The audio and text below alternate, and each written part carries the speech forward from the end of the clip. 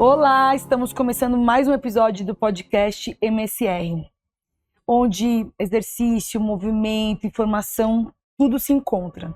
Hoje é um assunto muito importante, principalmente para as mulheres, cheio de nuances, cheio de dúvidas, e eu estou aqui com uma querida doutora Giovana Arcas, ginecologista, obstetra, especializada em cirurgias minimamente invasivas. E minha amiga, conheço desde jovem, né? Muito prazer estar aqui, viu, Stephanie? Ai, tô muito feliz. A gente tá planejando isso faz tanto tempo, né? Muito Finalmente tempo. conseguimos realizar. Finalmente você aqui comigo. Bom, doutora Giovana, pra mim, Gi, querida, porque eu dei aula há muitos anos pra avó dela, uma querida maravilhosa, Dona Helena, que é nosso exemplo, né, Gi, até hoje, assim, uma mulher incrível. E além de eu já conhecer um pouco da história da Gi, eu sempre admirei ela como profissional, assim, porque eu acho que você sempre traçou um caminho bem bonito, assim. Me conta um pouco como foi essa escolha de profissão maravilhosa. Começando, assim, acho que da minha base, meus pais são médicos. E como toda adolescente rebelde, eu não queria admitir que eu queria seguir o caminho dos meus pais. Então, a medicina sempre viveu comigo. Eu cresci ouvindo eles falar de medicina, eu correndo no consultório deles, meu pai chegando em casa e falando também de ginecologia e obstetrícia, que é a especialidade dele também. Esse tema da medicina sempre me envolveu muito desde pequena. E demorou muito para eu admitir que eu queria seguir esse caminho também. Mas eu acho que ter eles como inspiração foi justamente o que me fez trilhar com, acho que tanto refinamento, tanto carinho que eu tenho hoje e continuar fazendo a medicina que eu acredito que foi do jeito que eles me ensinaram. Que é maravilhoso. Sabe que você está aqui hoje porque teve um vídeo que você fez falando sobre um livro e sobre a postura das mulheres, que assim, aquilo mexeu comigo de um jeito, porque a gente tem 10 anos de diferença, mais ou menos. Então, ver uma geração que tá chegando e ainda com alguns pontos... Resquícios, né? Alguns resquícios culturais, assim, aquilo mexeu muito comigo. Você é uma leitora como eu, né, Gi? Eu amo ler. Leitora voraz. Voraz. Ano passado foram 22 livros, esse ano eu tô pegando um pouquinho mais leve.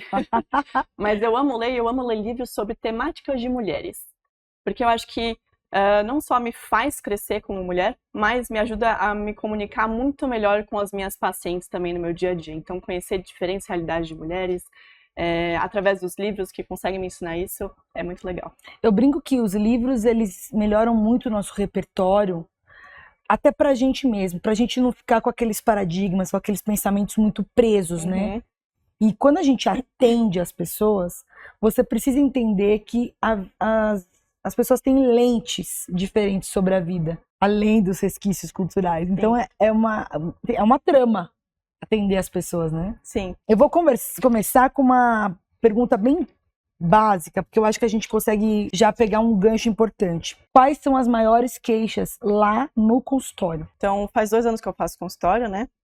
Hoje em dia eu atendo um público que é mais jovem, então é engraçado que geralmente os pacientes acompanham a idade do médico, né? Então eu acabo atendendo também um público um pouco mais jovem, ali perto dos 30 e poucos anos, que vem trazendo para mim muitas queixas especificamente de planejamento reprodutivo. Então, pacientes que querem uma carreira médica mais longa, não querem engravidar agora, querem um método contraceptivo eficiente, mas também estão planejando em quando elas vão começar a engravidar, se elas vão querer engravidar ou não, quantos filhos elas vão querer ter. E esse é um planejamento e uma realidade que está afetando as mulheres hoje em dia. De pacientes que querem também conseguir crescer e ocupar o mesmo lugar na carreira que os homens podem ter, mas sem ter o prejuízo da fertilidade. E muito interessante, porque as mulheres vivem esse embate o tempo todo. E acho que quando a gente encontra bons profissionais, a gente consegue fazer esse caminho ser um pouco mais livre, Sim. Né? Você acha que o exercício impacta muito nessa questão ginecológica especificamente? Com certeza. Não só na questão de fertilidade, né? Mas eu fiquei muito feliz quando você me chamou para gravar esse podcast aqui hoje, porque eu acho que o estudo do esporte, a fisioterapia, tudo isso acompanha muito o cuidado ginecológico. Então, a gente tem interfaces muito legais para conversar por aqui. Pontos importantes que a ginecologia e o exercício físico se comunicam. Então, para mulheres na pós-menopausa, a gente sabe que exercício físico ajuda a diminuir muito o fogacho, que é uma das queixas, que são aqueles calorões que as mulheres têm na pós-menopausa. Saúde sexual, então, da questão de sexualidade mesmo, mulheres terem mais prazer, mais conhecimento sobre o próprio corpo, mais disposição na hora A própria de ter autoestima, relação né, sexual. Gente? A própria autoestima, o jeito que a paciente enxerga o próprio corpo dela, depois que ela faz exercício físico, depois que ela vê mudanças que realmente que o exercício traz para ela se sente uma paciente mais à vontade, com autoestima maior, para conseguir engajar nas relações dela. Maravilha. Fertilidade também, então a questão de você praticar exercício físico recorrente, sabe-se que é uma coisa que ajuda na infertilidade em pacientes que já têm dificuldade de engravidar. Então tem muitas coisas que a gente pode falar aqui hoje. Essa parte a gente vai falar bastante. Sim. Até porque a riqueza da mulher, a meu ver, são as fases. Uhum. O que eu acho incrível é que a gente consegue determinar melhor na mulher essas fases. Só que a gente tem que aprender a ouvir, ou melhor, ensinar a mulher a ouvir-se, né? Que é o mais difícil. Não só ensinar, acho que explicar para ela o que exatamente ela vai passar. Uma coisa que minha mãe falou esses dias é que ela falou assim para mim, Gi, eu não tinha noção do que era entrar na menopausa. Porque as pessoas levam isso como um tabu e elas acabam não falando sobre o que você vai sentir, quais são as mudanças do seu corpo, como você vai começar a enxergar o que é normal, o que não é normal, né, numa mulher que vai entrar na menopausa. Então, acho que a ginecologista, como médica da mulher em todas as fases da vida dela, é uma médica que vai justamente mostrar e acolher a paciente nessas diversas fases da vida que ela vai ter. E até tentar observar quem acha que isso é muito monstro, né? Quem consegue tentar perceber que a preparação vai ser importante. Já que a gente usou esse exemplo da sua mãe maravilhoso, o que é a menopausa? A menopausa é o marco do fim da idade reprodutiva da mulher. Então, menopausa é uma data, é a data da última menstruação da mulher. Só que as mudanças que vêm ao redor dessa data é o que a gente chama de climatério. Então, a fase do climatério é a fase que a mulher entra numa turbulência. Assim como na adolescência, os adolescentes entram naquela turbulência de ficar chato, de dar trabalho para os pais, né? A gente tem a segunda turbulência, que é justamente na fase do climatério. E o que exatamente a mulher vai sentir nessa fase? Ela vai ter os calorões, que são os fogachos no vocabulário médico, vai ter mais irritabilidade, alterações menstruais, então antes de parar exatamente a menstruação, ela pode ter um fluxo maior, uma menstruação mais encurtada ou às vezes mais espaçada. Alterações da memória, então é uma coisa que também afeta muitas pacientes, elas começam a ficar um pouco confusas, às vezes dificuldade de lembrar nomes ou fatos específicos, um pouco de lentidão de raciocínio. Tem também a questão do sono, então tudo que o sono afeta, acaba afetando também todo o resto, né? Então a pessoa que não dorme direito também fica mais irritada. Vira uma cascata. Vira tudo uma cascata. E aí entra o grande benefício do exercício físico também. Então, a gente sabe que exercícios físicos aeróbicos ajudam tanto a regular essa questão da ansiedade que gira em torno disso, regular o sono, regular os fogachos, né, que são os calorões, então diminuir os calorões. Por isso que essa interface é tão importante. Então, na menopausa, a mulher vai sentir esses sintomas. E é isso. Gi, a mulher que se prepara, ela consegue perceber que os 10 anos mais ou menos antes dela chegar na menopausa, ela tem uma menopausa mais tranquila? Então, a mulher que se prepara para essa fase da menopausa, que já sabe que vai passar por essas mudanças e se prepara em questão de alimentação, exercício físico, é uma mulher que talvez não vai sentir tanto essa mudança da rotina dela, porque se ela já tem uma rotina muito bem estabelecida de alimentação, de exercício físico, de sono, uma alteração hormonal talvez não traga tanta diferença no dia a dia dela se ela já tiver uma rotina bem estabelecida, porque ela vai conseguir se apoiar nas outras coisas da rotina dela, entendeu? Adorei isso, se apoiar, que eu acho que é exatamente isso, né? Quando você tem uma rotina, você tem um suporte. Exato. A mulher que não se preocupou com isso, é mais grave para ela, assim, a sensação? Eu acho que sim, justamente porque ela não tem esse apoio das outras coisas da vida dela, né? Isso acaba tendo um peso muito maior. É claro, é uma fase que traz mudanças, existe um peso, sim, é uma coisa que a mulher vai sentir, e tudo bem sentir o que ela vai sentir, mas ela vai ter os outros pilares de apoio para ela. E na sua experiência de educadora física, como é que você sente essa transição? Eu acho que o exercício é muito importante, mas porque ele ajuda muito no pilar sono. Aí é como se estivesse ali dando as mãos. A cascata hormonal que o exercício proporciona faz com que, mesmo que ela durma menos, ela vai dormir melhor. Uhum. E aí, consequentemente, as outras questões relacionadas a não dormir são mais pacíficas. Então, eu sempre brinco, quando vem uma mulher nessa fase, para mim, eu falo, primeiro de tudo, a gente tem que tentar melhorar os dois pilares. Uma rotina de exercício e um bom sono. Porque com isso, ela melhora a sinalização de fome, de saciedade. Uhum. Ela vai conseguir ter um controle melhor do que ela vai comer, ela não vai ter os repentes de alimentação que causam frustração.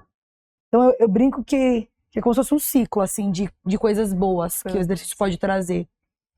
Só que não necessariamente essa mulher consegue treinar muito forte, Gia. Às vezes ela tem uma fadiga meio rápida. Tá. Então são mulheres que eu gosto de treinar menos tempo por dia, mas mais vezes por dia.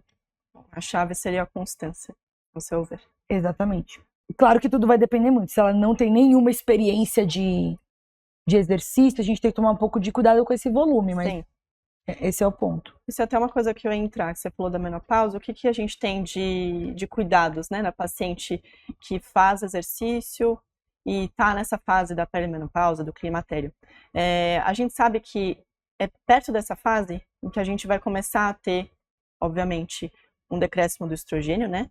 Então, é o principal hormônio da mulher, que é produzido nos ovários, principalmente, né? Não é só o lugar, não é só os ovários que produzem estrogênio, mas é o principal lugar na mulher. A queda do estrogênio, entrando nesse ponto do estrogênio, que justamente vai marcar a fase da menopausa, a queda do estrogênio vai diminuir a densidade mineral óssea. Então, nas pacientes que já têm essa diminuição prévia, né, já não faziam muito exercício físico, ou não tinham muita atividade de impacto, ou não consumiam muito cálcio, né, na alimentação, já tinham um decréscimo, nessa fase elas vão ter mais decréscimo ainda.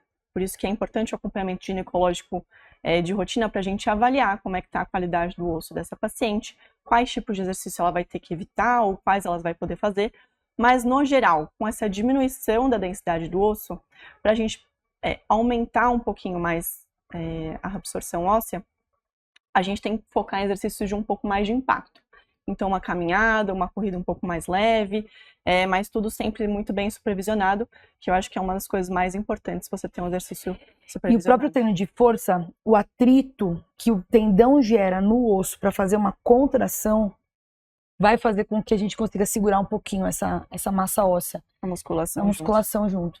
Então, se você fosse me perguntar um padrão ouro de saúde para uma mulher de menopausa de exercício, é que ela consiga fazer um cardio de manhã e um treino de força umas 4 da tarde. Que aí a gente consegue associar as duas coisas. Porque o cardio vai ser muito importante também, só que ele vai... a musculação ajuda mais rápido ainda nessa parte da osteoporose. Sabe que eu tenho um artigo que linka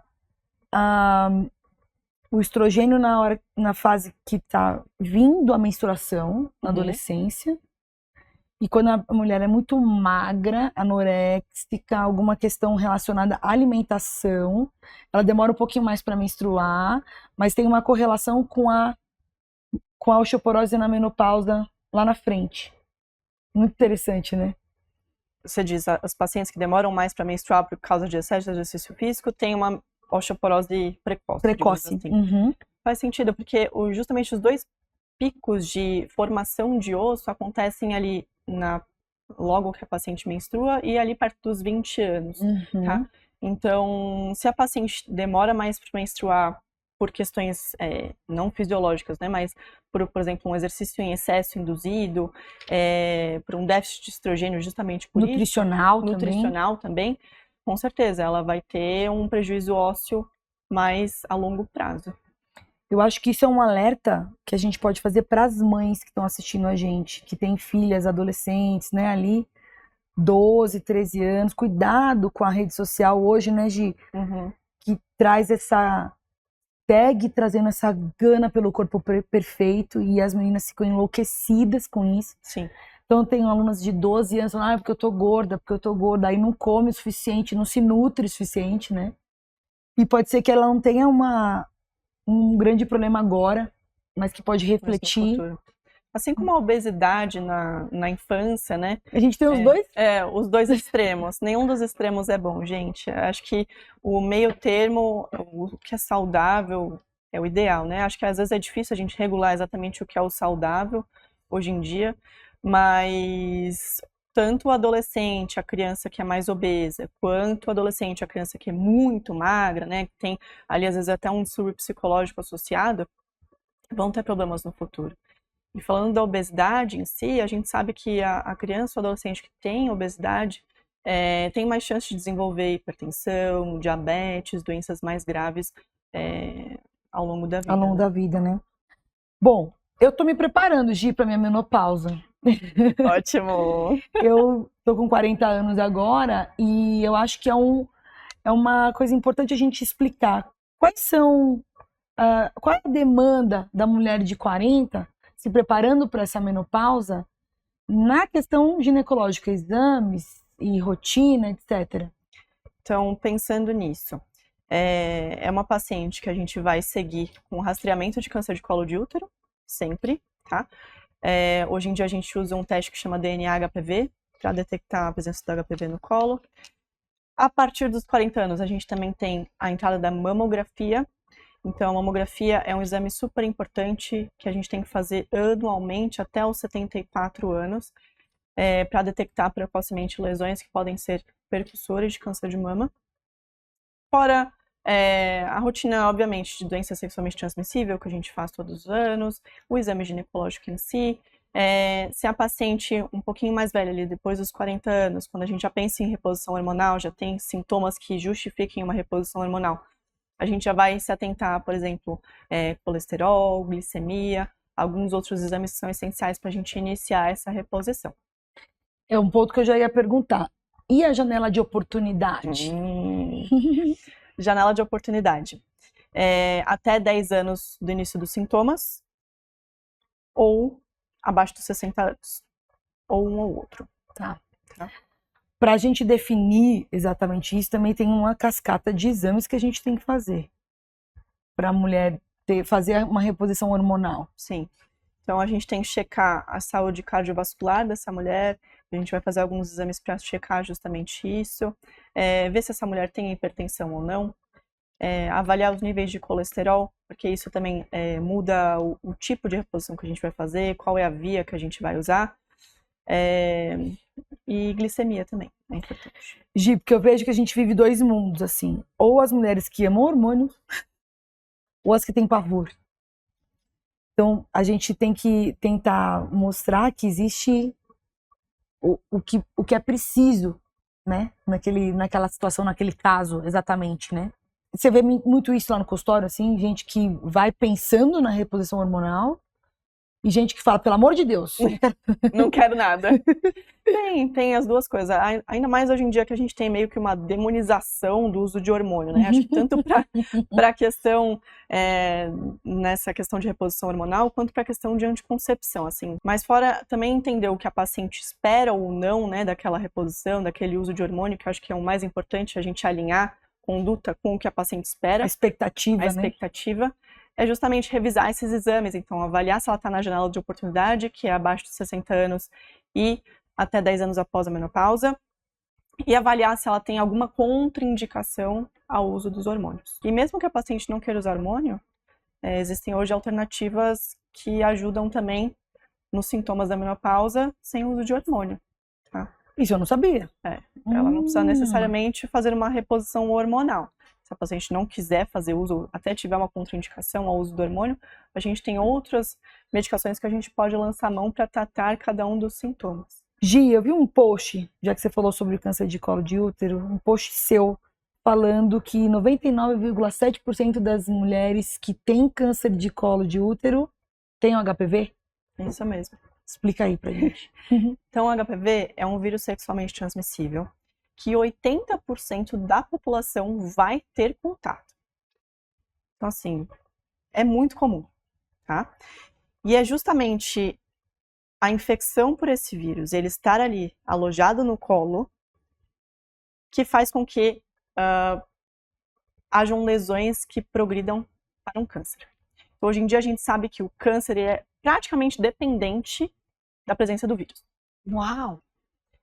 Então, e tem níveis de contágio, você disse? De contágio e do câncer aparecer, assim?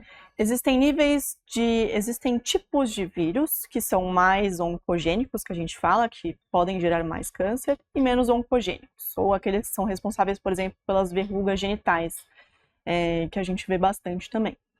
Então, a presença desse vírus e dos vírus mais oncogênicos, realmente você tem mais chance de ter o câncer de colo. Então, falando da importância do rastreio. Hoje em dia a gente usa o rastreio para detectar a presença do vírus no colo. Tá. E aí, como é que a gente pode prevenir você de pegar esse vírus? Então, sexo com proteção, camisinha, preservativo feminino e a vacina. Então, esses são os dois métodos que a gente usa para prevenir você se contagiar desse vírus, ou pelo menos das formas mais graves dele, que é justamente o que a vacina traz de proteção. Hoje em dia a gente tem uma vacina, que é a nonavalente, que chegou há mais ou menos uns 2 anos no Brasil, que tem a proteção contra os 4 tipos virais que a gente já tinha na vacina, que você, por exemplo, deve ter tomado no posto, ou os filhos dos espectadores aqui devem ter tomado no posto já, que é a vacina disponível no SUS. E essa vacina nova, que traz mais outros 5 tipos de vírus, é uma vacina que ampliou a proteção de 70% para 90%. Uau! Maravilhoso! Pessoas de 9 a 45 anos podem ser vacinadas com 3 doses pela bula da vacina. Maravilha. Isso ainda provavelmente vai mudar, com a faixa etária de 9 a 14 anos já é 2 doses, mas a princípio, de 9 a 45 anos, 3 doses, em alguns casos 2 doses. Gi, eu tenho uma questão assim com a endometriose. Muita gente com queixas. Bastante gente. Hoje em dia a gente sabe que afeta 10% da população feminina. Então é uma doença bem prevalente. 1 em cada 10 mulheres que você conhece vai ter endometriose e vai ter queixas em relação a essa doença. Eu não sei se todo mundo que está escutando aqui sabe o que é endometriose, mas a endometriose é uma doença em que o endométrio, que é a camada de dentro do útero, está localizada fora do útero. E aí pode estar no ovário, pode estar na trompa, no intestino, no diafragma, no pulmão. Então tem vários lugares em que a endometriose pode acometer e existem várias teorias que explicam a origem dela. E o que essas pacientes elas vão ter? Justamente por ter esse tecido fora da região onde ele deveria estar dentro do útero, você vai ter uma inflamação local ali, principalmente na região da pelve. E o principal sintoma que a paciente vai ter é dor. Dor para menstruar, dor na relação sexual, às vezes dor para evacuar. Inchaço? Inchaço abdominal, tem até um termo em inglês que a gente chama de endobelly, que é a endometriose da barriga, que fica mais inchadinha perto do período menstrual. Então são vários sintomas, dependendo de onde a endometriose está acometendo, se ela está no intestino, se ela está na bexiga, você vai ter sintomas diferentes. E o exercício ajuda? Com certeza. O exercício físico é um grande aliado quando a gente fala de endometriose, justamente porque quando a gente trata a endometriose, a gente não trata a doença em si, porque a doença em si, ela não tem cura. O que a gente trata são os sintomas que a doença proporciona para a paciente, e o principal deles é a dor. E aí o exercício físico entra numa regulação de como o sistema nervoso daquela paciente vai interpretar aquele estímulo de dor. Uau! Então, pacientes que têm uma vida mais balanceada, um controle de estresse legal, faz exercício físico, é uma paciente que vai interpretar aquele estímulo de dor diferente de uma paciente que não tem todo esse balanço. Vamos falar um pouquinho da cirurgia ginecológica minimamente invasiva? Sim, adoro. Essa lindeza. Para quem ela é indicada? Para as pacientes com endometriose, quem que a gente vai escolher operar? Se você vier para mim um dia falar, doutora Gi, estou com endometriose, tem um exame que está me comprovando. Algumas coisas que eu vou bater primeiro, o olho no exame. Então, se você tem um cisto do ovário típico da endometriose, que chama endometrioma, muito grande, ali perto dos 7, maior do que 7 centímetros, geralmente, é uma paciente que eu vou optar por fazer uma cirurgia.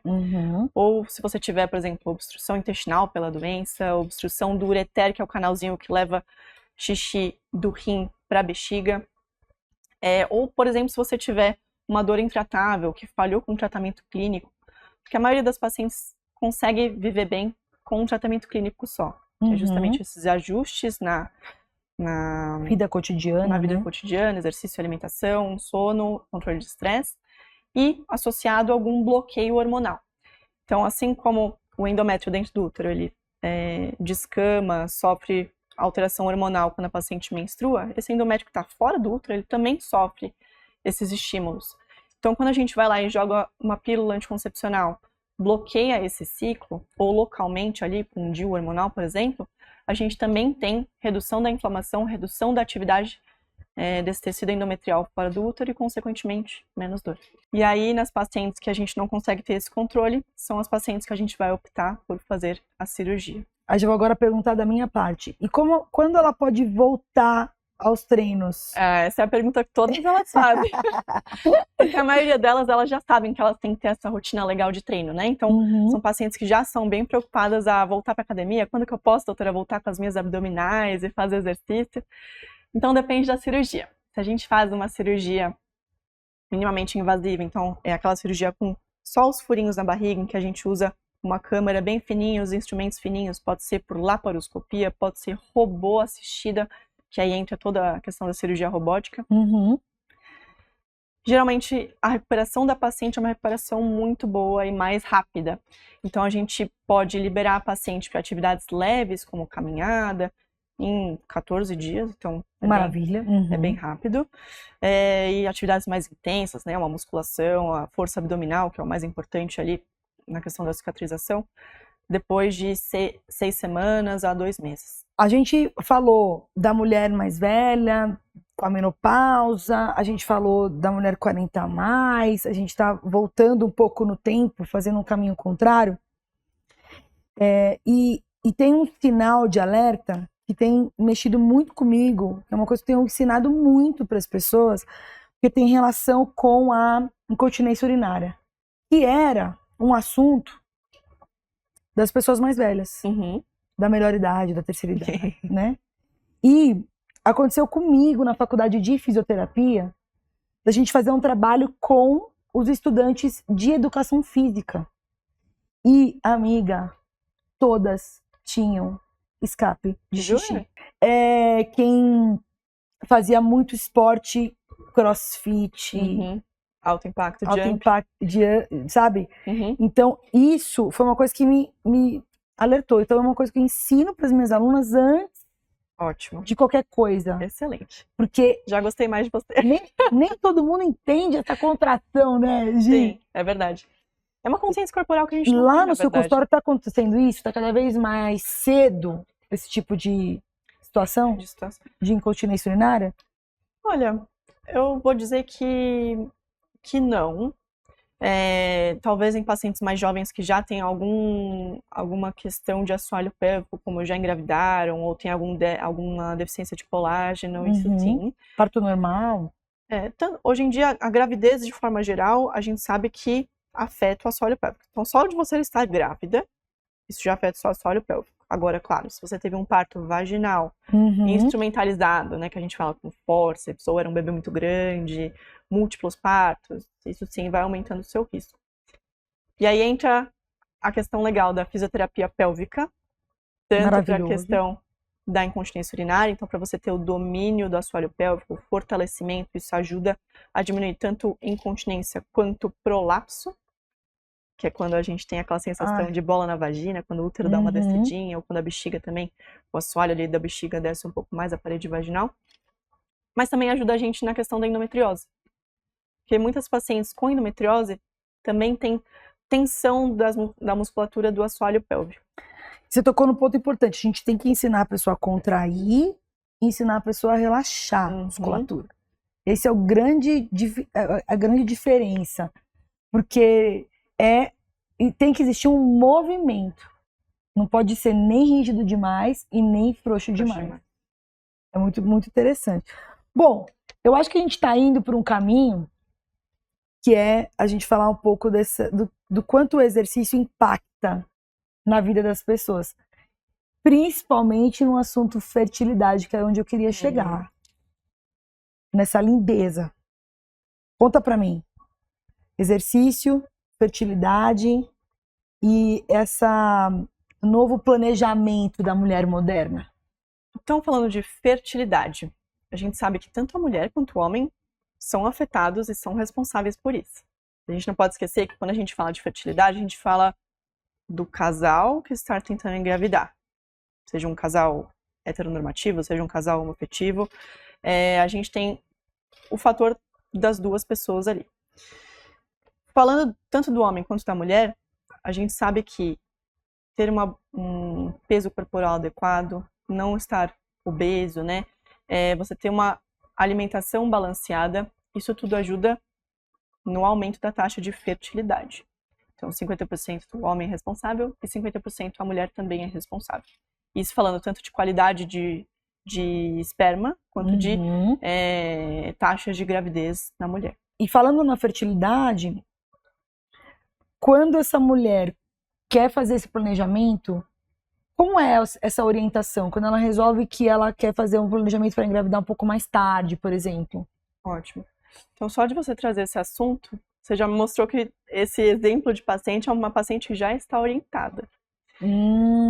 Isso é uma coisa que nós, médicos ginecologistas, a gente tem obrigação, dever, de hoje em dia orientar nossos pacientes sobre a limitação fisiológica que elas têm. A gente sabe que a partir dos 35 anos a gente vai ter uma queda muito importante de quantidade e qualidade dos óvulos que a paciente tem.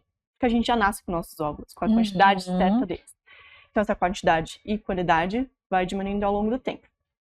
E aí, essa paciente, ela precisa ser informada disso para ela chegar no meu consultório e saber dessa limitação dela. Existe essa limitação, faz parte do envelhecimento, é normal, né? E aí entra toda a questão do planejamento concepcional. Então, o que ela vai precisar saber? Ela sabe que esse é o limite de idade ali dela para ela ter uma gestação saudável, sem ter que ter muitas tentativas para engravidar. E aí, uma paciente já sabendo disso, a gente consegue fazer planejamento de congelamento, se ela quiser congelar, engravidar mais tarde. Às vezes o problema não é nem o primeiro filho, é o segundo filho, porque geralmente é o filho que a gente acaba engravidando, né, depois deixando para mais tarde. O planejamento começa daí, se ela quer ou não fazer esse congelamento, se ela quer ou não engravidar nesse momento, e se ela falar, opa, hoje eu quero fazer o planejamento gestacional para agora. O que eu tenho que fazer? A gente vai fazer toda uma bateria de exames, ver sorologias, avaliar a glicemia, ver se ela tem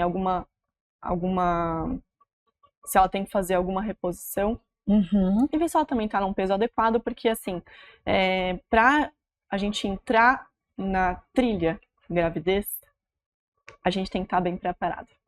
Maravilhoso. Assim, tem que saber quais mudanças vão acontecer com o corpo, e tem que saber que se a gente tiver algumas coisas já de pontas soltas, não tão reguladas no começo, vai ser mais difícil regular depois.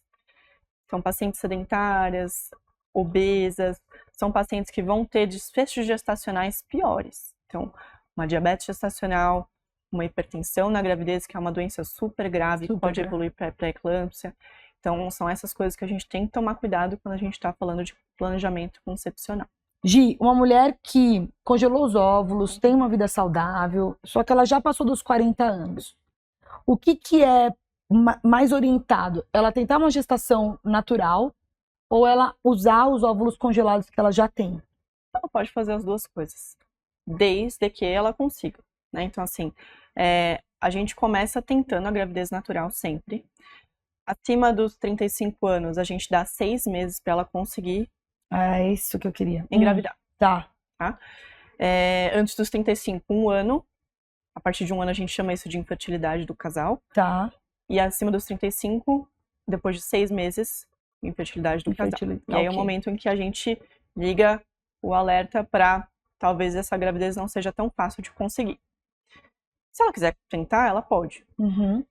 Mas, visto que é uma paciente que já se programou, já congelou os óvulos, e lembrando que quando a gente congela os óvulos, a gente congela a idade com que ele estava, então se você congelou com 30 e você tentar engravidar com 40, você vai ter a chance de uma mulher de 30 anos. Tá? Ai, que maravilha essa explicar assim, ficou bem claro. Então, se você não quiser tentar engravidar espontaneamente ou não conseguir, você lançar a mão desses óvulos de 30 anos, você vai ter mais chance de engravidar, porque são óvulos mais jovens, mais saudáveis. E você também tem menos chance de ter cromossomopatias, que são as doenças genéticas do embrião. O congelamento é uma luz mesmo, principalmente quando a mulher se planeja, né? Sim. Mas assim, claro, uma mulher engravidando com uma idade mais tardia também vai ter alguns riscos a mais. Tá? Então, depois dos 35 anos, a gente sabe que só pela idade da mãe, independente do embrião ter sido fertilizado com óvulos mais jovens ou não, algumas coisas tem que... A idade da mulher também importa durante a gestação. Acho que ficou bem claro, assim, menopausa, 40 anos, 30 anos, fertilidade.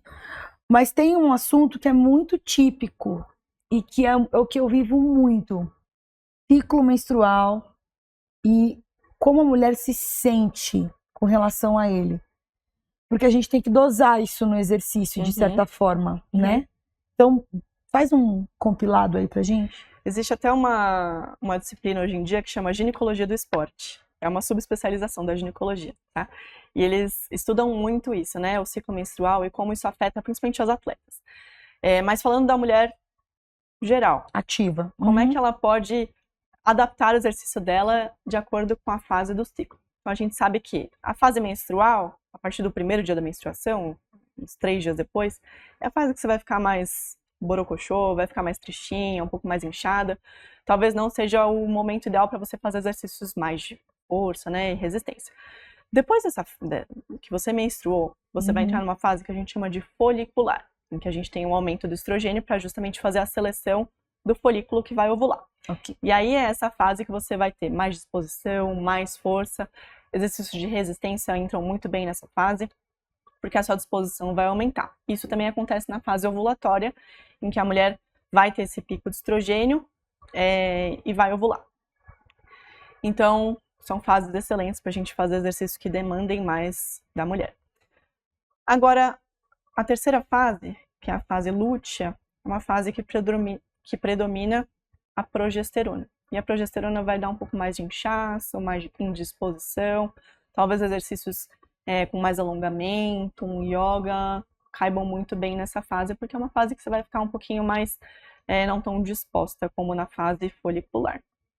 Maravilhoso. O mais difícil é tentar fazer com que os meninos da equipe entendam que a gente tem esse ciclo, né? Mas que é muito interessante, a gente consegue adaptar isso. Eu bato muito nessa tecla no treino e no método que a gente usa. Você tem que sentir essa paciente, essa cliente, essa aluna, porque essa curva, essa modulação do exercício vai fazer com que ela não deixe de fazer. Então eu brinco com ela, se o treino fraco tá lá, é porque ele precisa ser feito naquele momento. Para a gente não ter tanta perda de evolução na fase que a gente precisa, né? Então acho que é bem isso.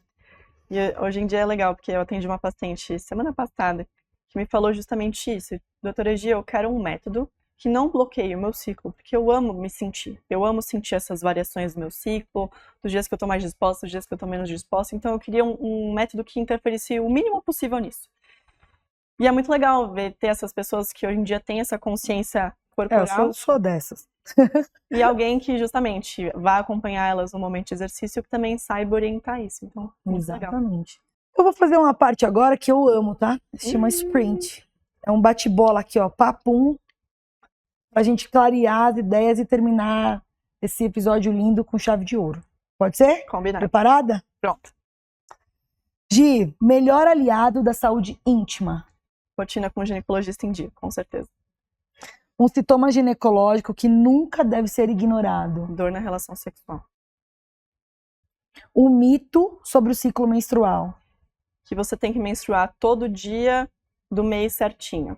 Nosso ciclo, ele regula de 21 dias a 35, então varia. Não necessariamente é no mesmo dia. Hábito que prejudica a saúde ginecológica. Ficar com o biquíni molhado e roupa molhada depois do treino. Dá vontade até de pedir pra ela repetir essa parte. As pessoas tomam, eu até escrevi aqui, banho. Banho. Trocar, não, o mínimo é trocar roupa íntima. Porque às vezes a paciente vai pro trabalho, tá na correria, é só trocar roupa íntima. Um conselho pra quem está na menopausa. É uma fase da vida, assim como as outras. E se manter ativa é a coisa mais importante que você pode fazer. Coisa linda. Maior erro ao praticar exercício do ponto de vista ginecológico. Ir pra casa com a roupa molhada e fazer uma coisa que você não gosta de fazer. Frase que toda mulher deveria ouvir do seu ginecologista. Que, independente de qual fase você esteja e que você traga pra mim na consulta, eu não vou te julgar nunca e eu sempre vou te acompanhar pro que deve é. Eu choro. Gi, eu passo a última pergunta para fechar, que é uma coisa que eu gosto muito de perceber em mim. O que a ginecologista Giovana diria para a mulher Giovana? Eu acho que para eu fazer mais das coisas que eu falo para fazer, isso é importante. E talvez não me cobrar tanto. Acho que esse é um recado para todas nós, meninas. Esse é um recado para todas nós.